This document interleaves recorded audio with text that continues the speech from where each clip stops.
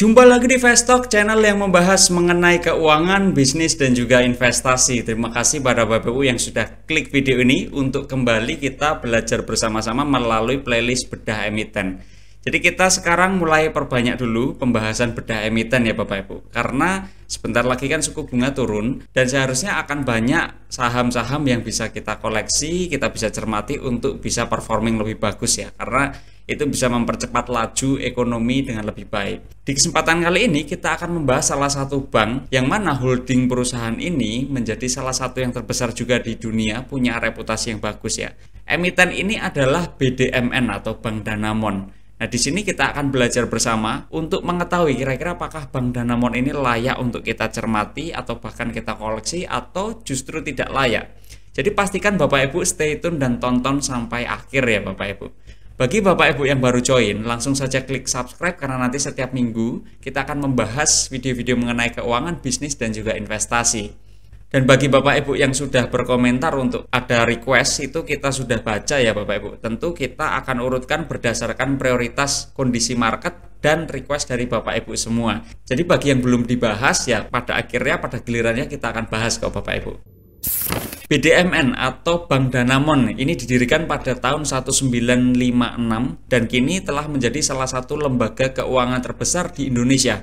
Bank Danamon ini melayani seluruh segmen nasabah mulai dari segmen consumer, UMKM, enterprise banking dengan rangkaian produk dan jasa perbankan dan keuangan yang komprehensif, termasuk layanan perbankan syariah itu ada di dalamnya.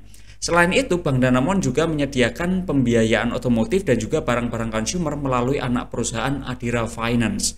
Dan sebagai sebuah organisasi, visi utama dari Bank Danamon ini adalah Bank Danamon peduli dan ingin membantu jutaan orang untuk mencapai kesejahteraannya. Bank Danamon berkeyakinan bahwasannya keberadaannya itu untuk mewujudkan kepeduliannya kepada nasabah, karyawan, serta masyarakat luas dan membantu kesemuanya untuk bertumbuh kembang mencapai kesejahteraan yang lebih baik. Sedangkan sebagai sebuah organisasi untuk mencapai visi tersebut ya, ini didukung oleh 3 misi utama Bapak Ibu.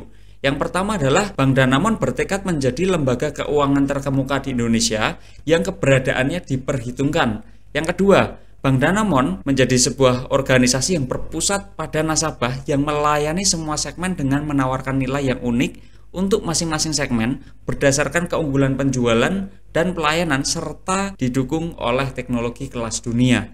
Sedangkan misi yang ketiga adalah aspirasi dari Bank Danamon ini ingin menjadi perusahaan pilihan untuk berkarya dan yang dihormati oleh nasabah, karyawan, pemegang saham, regulator, dan juga komunitas di mana Bank Danamon berada.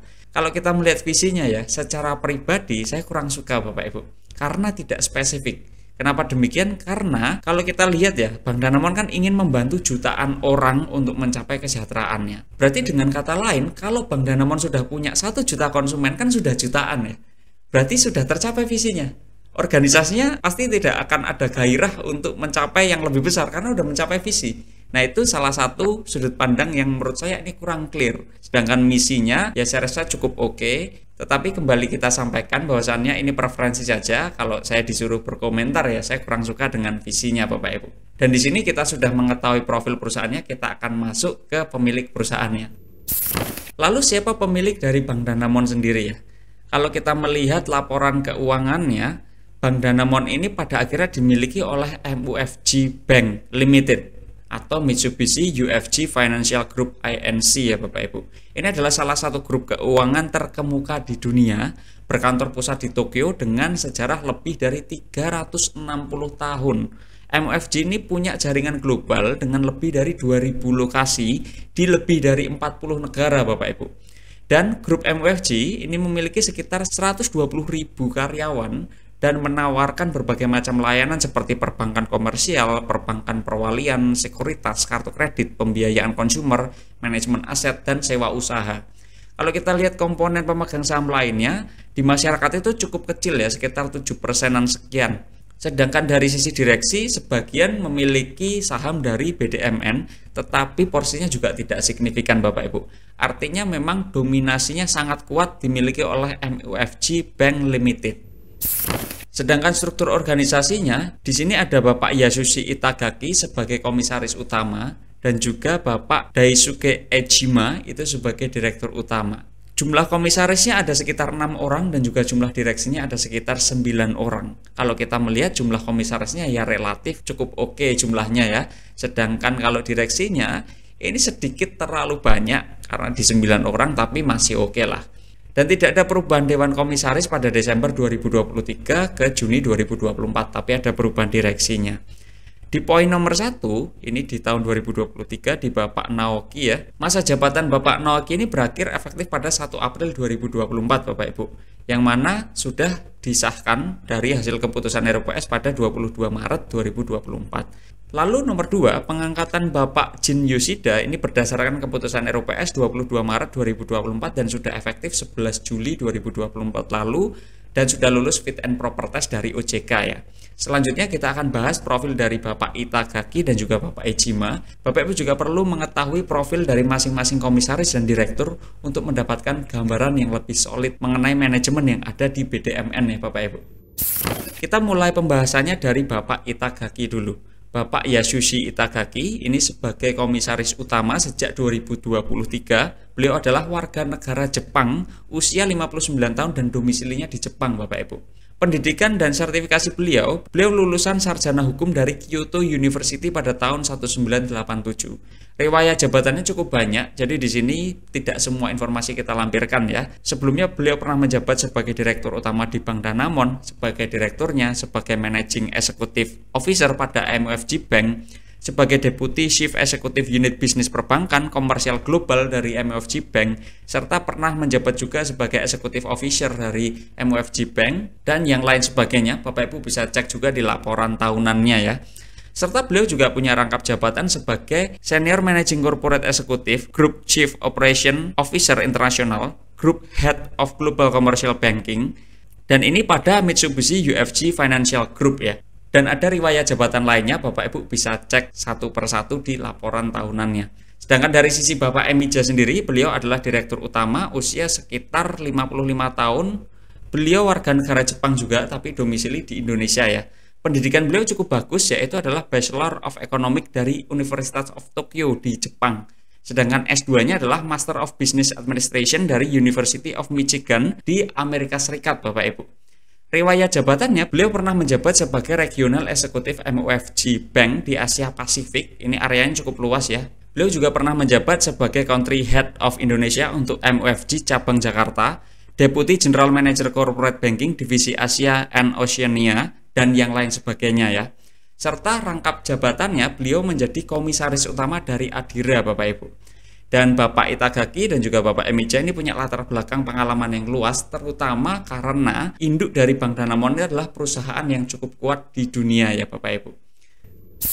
Kalau dari bisnis model utamanya sebetulnya mirip-mirip seperti bank pada umumnya ya Bapak Ibu. Jadi Bank Danamon ini memperoleh uang tabungan dari nasabahnya baik itu retail maupun institusional, baik dalam bentuk tabungan giro, deposito maupun yang lain sebagainya ya. Dari situ nanti disalurkan menjadi kredit oleh Danamon kepada konsumen-konsumen yang membutuhkan. Dan Bank Danamon ini menjalankan bisnis dengan model bisnis yang kurang lebih mirip tadi, dengan produk dan jasa yang dibagi menjadi dua segmen usaha, yaitu retail dan juga wholesale Bapak Ibu. Kalau pada segmen retail ini diberikan kepada nasabah individual serta saldo atau nasabah retail ya. Sedangkan pada sisi wholesale sendiri terdiri dari produk dan jasa yang diberikan kepada nasabah usaha kecil, menengah, komersial, korporasi, institusi keuangan, dan kegiatan treasury. Jadi dengan kata lain kalau retail itu perorangan, individual ya. Sedangkan kalau pada sisi yang wholesale ini adalah institusional Bapak Ibu. Wilayah operasi dari Bank Danamon ini terdiri dari 863 cabang, yang mana itu terdiri dari 397 cabang Danamon dan juga 466 cabang dari Adira Finance Bapak Ibu. Kantor cabang yang dimaksud terdiri dari gerai pelayanan yang mana terdiri dari cabang konvensional maupun unit syariah dan juga jaringan cabang dari Adira ya. Kalau kantor wilayahnya hanya ada 8, ini tersebar di Jawa, Sumatera, Kalimantan, serta Sulawesi Bapak Ibu. Tapi dominasinya ada di Pulau Jawa. Sedangkan strategi pengembangan bisnis dari manajemen ya, kalau kita melihat dalam menghadapi kondisi ketidakpastian global, Bank Danamon ini tetap berpegang teguh pada komitmen untuk mengembangkan Danamon menjadi grup keuangan terkemuka dengan profitabilitas yang berkelanjutan. Ada 3 poin utama yang disampaikan oleh manajemen ya. Yang pertama dari sisi wholesale. Dari sisi wholesale ini Bank Danamon akan memperkuat daya tarik sebagai mitra pilihan untuk solusi pembiayaan dan pendanaan pada ekosistem yang sudah ditargetkan. Dan dengan memanfaatkan kemitraan strategis grup member MUFG Group untuk memperkuat daya tawar dari Bank Danamon. Sedangkan dari sisi retail sendiri, Bank Danamon akan terus berfokus pada keterlibatan nasabah seiring dengan pertumbuhan pendanaan secara granular. Granular itu artinya banyak akun kecil-kecil gitu ya, tapi masif. Dan melalui penerapan strategi saluran hibrida yang ini mencakup saluran digital dan juga saluran perbankan Bapak Ibu. Serta secara keseluruhan, Bank Danamon ini akan memperkuat analisis data dan penyempurnaan proses yang sedang berlangsung untuk dilakukan bersama-sama dengan perluasan investasi di bidang teknologi informasi dan sumber daya manusia. Hal ini seiring dengan usaha Bank Danamon untuk membawa operasi bisnisnya ke tingkat yang lebih tinggi dan memberikan hasil yang lebih baik. Ya saya rasa strateginya cukup bagus, terutama di sisi wholesale ya. Karena Bank Danamon ini kan keunggulannya adalah dia menjadi salah satu organisasi yang dimiliki oleh induk yang besar nih. Nah itu kalau nggak dimanfaatkan, kalau nggak dimaksimalkan sebenarnya sayang. Karena induknya sendiri atau MUFG Bank sendiri itu kan sangat besar ya. Kalaupun dibandingkan dengan BCA juga masih jauh. Kita informasikan bahwasannya Bapak Ibu bisa menjadi sponsorship bagi channel ini melalui 3 cara ya. Yang pertama melalui Vestok Supporter, Bapak Ibu bisa klik bagian gabung. Nanti kalau sudah 100 orang lebih ya, kita akan adakan event secara online untuk meningkatkan literasi keuangan kita bersama. Yang kedua adalah super komen dan juga super thanks. Bapak Ibu bisa klik titik 3 bagian video dan klik bagian terima kasih dan melalui Vestok Shop. Bagi Bapak Ibu yang ingin membuka akun investasi, Bapak Ibu juga bisa membukanya melalui Mira Asset. Linknya akan kita drop di deskripsi ya. Karena kita bekerja sama dengan Mira Asset, sehingga nanti Bapak Ibu bisa klik linknya, mendaftarkan diri, dan akan terhubung dengan Bapak Putra. Kita masuk ke bagian laporan keuangan ya Bapak Ibu. Kita bahas dari sisi neracanya ya. Neraca kita lihat dari sisi current asset dan juga fixed asset. Yang perlu diketahui bahwasannya komponen aset lancar dan aset tidak lancar ini sifatnya indikatif atau estimasi ya. Karena bisa berubah sewaktu-waktu. Komponen aset paling dominan berupa pinjaman yang diberikan kepada pihak ketiga atau ini dengan kata lain kredit yang disalurkan ya. Itu sebesar 61%-an dari total aset. Dominasinya itu berisi untuk segmen rumah tangga, 25% kredit itu ke rumah tangga, 19%-an itu untuk perdagangan besar dan juga eceran Bapak Ibu. Jadi dua segmen itu yang punya kontribusi paling besar. Lalu dari total asetnya sendiri sekitar 56,98% ini dapat dicairkan kurang dari 1 tahun. Artinya likuiditasnya sebenarnya cukup bagus Bapak Ibu. Dan rata-rata pertumbuhan total aset ini hanya 2,11% per tahun. Kalau kita lihat tren pertumbuhan asetnya pun sebenarnya hanya berfluktuasi ya. Kalaupun naik dari 2016 ke 2024, pertumbuhannya juga sangat kecil Bapak Ibu. Berikutnya dari sisi ekuitas dan juga komponen hutangnya.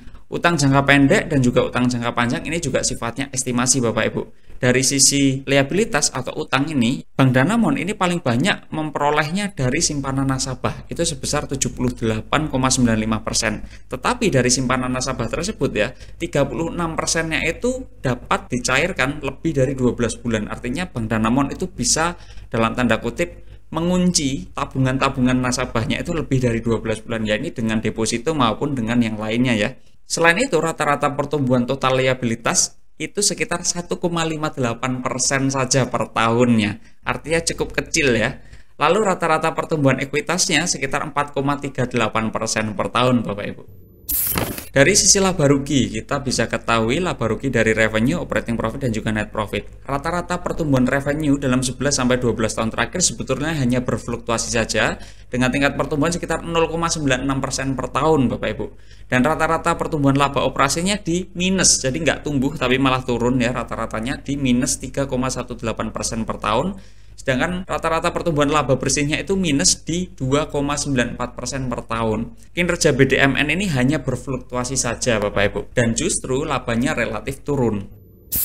Berikutnya dari kontribusi hasil segmen ya, ada wholesale dan juga retail. Hasil segmen ini yang kita maksud adalah pendapatan selisih bunga bersihnya dan pendapatan non bunga. Jadi tidak revenue-nya ya Bapak Ibu. Tapi kalau kita lihat masuk ke catatan pada segmen operasi itu ada hasil segmen.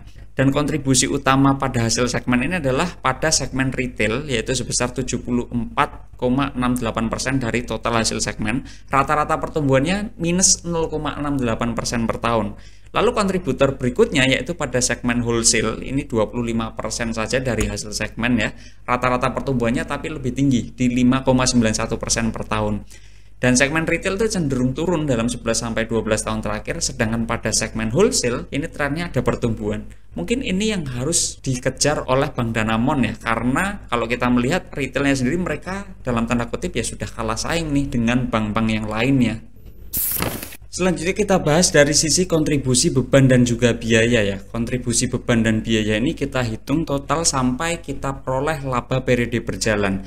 Kontributor utama dari beban dan biaya adalah pada beban operasi lainnya, yaitu sekitar 67%-an dari total beban dan biaya. Dan ini terutama untuk beban tenaga kerja dan juga tunjangan, yaitu sebesar 38%-an. Kerugian penurunan nilai itu sebesar 30%-an dari total beban operasi lainnya Bapak Ibu. Jadi gaji itu punya proporsi yang cukup signifikan, bahkan penurunan nilai juga punya porsi yang signifikan ya. Itu kalau dibandingkan sama beban bunga, yang mana beban bunga berwarna biru ya, ini lebih besar dari yang berwarna merah, yaitu beban operasi lainnya Bapak Ibu. Karena kontributor kedua pada beban dan biaya itu adalah pada beban bunga.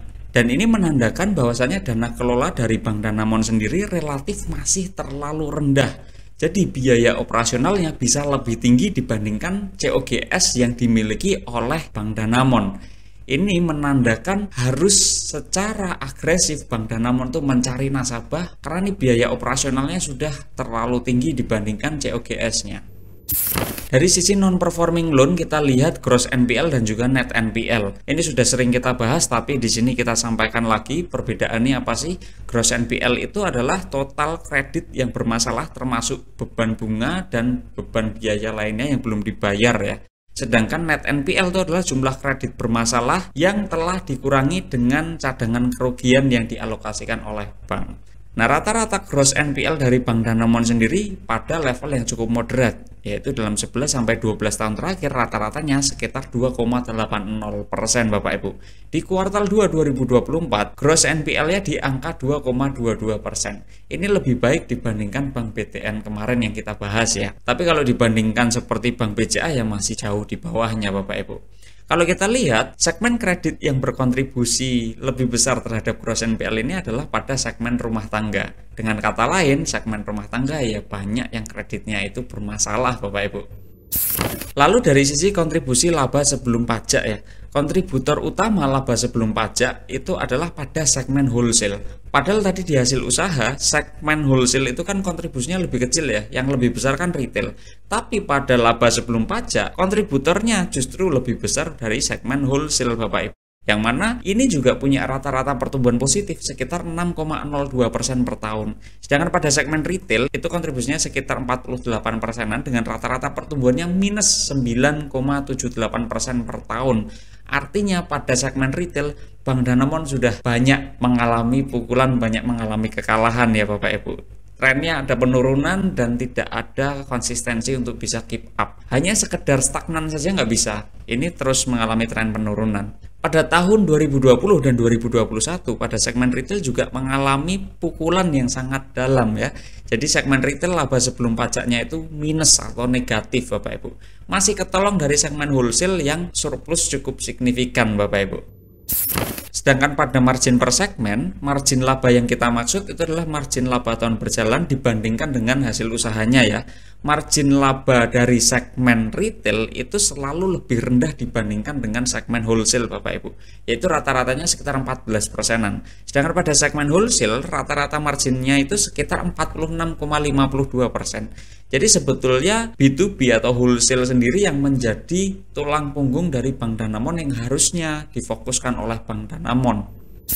Sedangkan dari sisi arus kasnya, di sini ada arus kas operasi, arus kas investasi, dan juga arus kas pendanaan. Arus kas operasi juga termasuk perubahan aset dan juga liabilitas, sehingga sangat berfluktuasi ya kalau yang berwarna biru. Tapi kalau kita perdalam, arus kas operasi sebelum perubahan aset, ini juga relatif berfluktuasi Bapak Ibu. Jadi dari tahun 2013 dan 2023 hanya satu yang bernilai negatif, artinya sisanya positif, tapi fluktuasinya juga tinggi.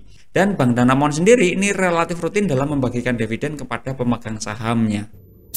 Rasio profitabilitas di sini ada operating profit margin, net profit margin, return on equity, dan juga return on asset. Trennya relatif mirip-mirip ya, terutama pada operating profit margin, net profit margin, dan juga return on equity. Rata-rata net profit margin dalam 11 sampai 12 tahun terakhir itu sekitar 14,20%. Sedangkan rata-rata return on equity dalam 11 sampai 12 tahun terakhir hanya di 7,21%. Ya cukup oke untuk net profit marginnya, tapi return on equity-nya pada level yang moderat ya Bapak Ibu, ke arah rendah bahkan. Selain itu, fluktuasinya juga tinggi. Ini yang membuat catatan penting bagi manajemen Bank Danamon untuk bisa memperbaiki kinerjanya. Karena menjadi pertanyaan bagi para investor, untuk apa saya berinvestasi ke tempat yang punya level profitabilitas yang moderat dan fluktuatif lagi? Itu kan jadi kelemahan ya. Kalau fluktuatif pada tingkat yang relatif tinggi masih oke. Tapi kalau udah berfluktuasi dan pada level yang rendah ya, itu menjadi kelemahan dari sebuah bisnis. Dari sisi rasio likuiditas ini sifatnya indikatif, tetapi kalau kita lihat dari tahun ke tahun, Bank Danamon punya likuiditas yang relatif bagus karena selalu konsisten di atas 100%. Ini yang menjadi catatan bagus dari manajemen. Hal ini membuktikan bahwasannya Bank Danamon itu cukup berhati-hati dalam memberikan skema kredit kepada konsumennya. Terutama risiko likuiditas atau skema jatuh temponya itu cukup bijaksana ya Bapak Ibu. Pada rasio solvabilitas kita bisa fokuskan pada debt equity ratio. Ini tadi sudah kita bahas pada sisi neracanya, sudah kita singgung ya. Tapi di sini menjadi terlihat sekali ya bahwasanya debt equity ratio itu punya tren penurunan. Jadi bank kalau debt equity rasionya trennya menurun berarti justru menjadi kelemahan ya. Kenapa? Karena siapa yang nabung? Kok debt equity rasionya turun berarti orang yang menabung semakin sedikit. Peningkatan modal tidak bisa diimbangi dengan leverage uang dana pihak ketiga. Ini yang menjadi catatan bagi manajemen untuk segera diperbaiki ya. Baik itu untuk memperoleh dana pihak ketiga dari masyarakat maupun institusi ya. Karena kalau trennya seperti ini terus ya mustahil untuk revenue itu bisa keep up, apalagi labanya jelas lebih sulit. Hal ini harus dimulai dari debt equity rasionya naik, nanti revenue bisa naik, akhirnya labanya bisa naik Bapak Ibu. Berikutnya kita bahas dari sisi dividend yield ya. Ada dua indikator yaitu dividend yield dan juga dividend yield aksen. Ini ketentuannya juga masih sama dengan video-video sebelumnya. Dividend yield itu adalah tingkat dividen yang kita peroleh kalau kita beli saham tersebut di harga penutupan tahun tersebut ya. Rata-ratanya sekitar 3,12% per tahun Bapak Ibu. Sedangkan pada sisi dividend yield aksen ini adalah tingkat dividen yang diperoleh kalau kita beli saham ini di harga penutupan tahun 2013. Yang mana rata-rata dividend yield aksen sekitar 2,96% per tahunnya. Karena harga penutupan tahun 2013 itu sekitar Rp3.775 per lembar saham ya Bapak Ibu. Dan penutupan di kuartal 2 2024 itu sekitar Rp2.580 per lembar. Ya saya rasa tingkat dividennya berada pada level yang cukup oke ya, cukup menarik walaupun tidak tergolong yang tinggi. Berikutnya dari sisi valuasinya, valuasi kita ukur dengan discounted cash flow dan juga price brand Bapak Ibu. Discounted cash flow sendiri asumsinya kita menggunakan pendekatan yang moderat. Cash flow per share itu kita ganti dengan earning per share. Yang kedua adalah estimasi earning per share itu sekitar Rp297 per lembar saham dan discount rate-nya sebesar 12 Bapak Ibu. Growth rate-nya menggunakan rata-rata sekitar 2,11% per tahun dengan terminal growth rate sekitar 2,00% per tahun. Yang mana hasil perhitungannya sekitar Rp2.934 per lembar saham. Sedangkan pada price brand kita gunakan PE ratio, estimasi earning per share-nya masih sama di Rp297 per lembar saham dan rata-rata PE ratio yang sudah kita adjust itu sekitar 12,07. Dan PE ratio 12,07 ini berada pada level yang sedikit agak mahal ya untuk bisnis seperti ini Bapak Ibu. Hasil perhitungannya sekitar Rp3.593 per lembar sahamnya. Kalau kita disuruh milih apakah gunakan rata-rata atau gunakan salah satunya, saya lebih milih menggunakan discounted cash flow Bapak Ibu. Karena price brand dengan PE ratio, rata-rata PE-nya masih cukup tinggi ya, 12,07. Walaupun kalau Bapak Ibu mau memilih menggunakan rata-ratanya atau menggunakan PE ratio atau mau menghitung sendiri itu justru lebih bagus ya Bapak Ibu. Sedangkan kinerja harga di 1 September 2024 ya, itu sekitar 2.610. Artinya masih sedikit under value Bapak Ibu. Dan kesimpulan dari diskusi kita pada siang hari ini adalah yang pertama, Bank Danamon ini merupakan perusahaan yang bergerak di sektor finansial dengan bisnis utama adalah jasa perbankan. Bank Danamon merupakan bagian dari MUFG. Dan Bank Danamon ini dimiliki oleh MUFG Bank yang dijalankan oleh manajemen dengan pengalaman yang cukup luas Bapak Ibu. Bank Danamon punya neraca yang solid, kemampuan mencetak laba yang positif pada tingkat profitabilitas yang moderat, tetapi pertumbuhannya relatif stagnan dan arus kas operasi bisnis sangat berfluktuasi. Serta hal yang lain adalah tingkat dividennya pada level yang relatif moderat secara rata-rata. Dan di harga saat ini di 2.610 ya, kami rasa Bank Danamon ini berada sedikit di bawah valuasi bisnisnya atau masih under value. Walaupun kualitas bisnisnya ya kita menganggap ini kualitas bisnis yang tengah-tengah lah Bapak Ibu. Tetapi kalau PR-nya tadi ya, debt equity ratio atau dana pihak ketiga itu tidak bisa diatasi oleh manajemen, itu akan jadi bisnis yang kurang bagus. Karena growth-nya pasti akan semakin turun dari tahun ke tahun. Tidak stagnan, tidak tumbuh, tapi justru turun dari tahun ke tahun, dan itu berbahaya. Yaitu tadi diskusi kita mengenai Bank Danamon ya. Kira-kira menurut Bapak Ibu apakah BDMN ini bagus atau tidak, layak atau tidak? Silahkan drop di komen. Sepenuhnya yang kami sampaikan ini berupa analisis dan sudut pandang dari kami ya. Apabila ada perbedaan sudut pandang, perbedaan hasil analisis tentu sangat wajar di dunia keuangan. Dan nextnya kita akan bahas apa, drop di komen Bapak Ibu, untuk kita bisa mengetahui aspirasi dari Bapak Ibu semua ya. Terima kasih pada Bapak Ibu yang sudah menonton sampai akhir dan berkontribusi aktif terhadap pertumbuhan channel ini. Sampai bertemu di video selanjutnya Bapak Ibu, dan selamat siang.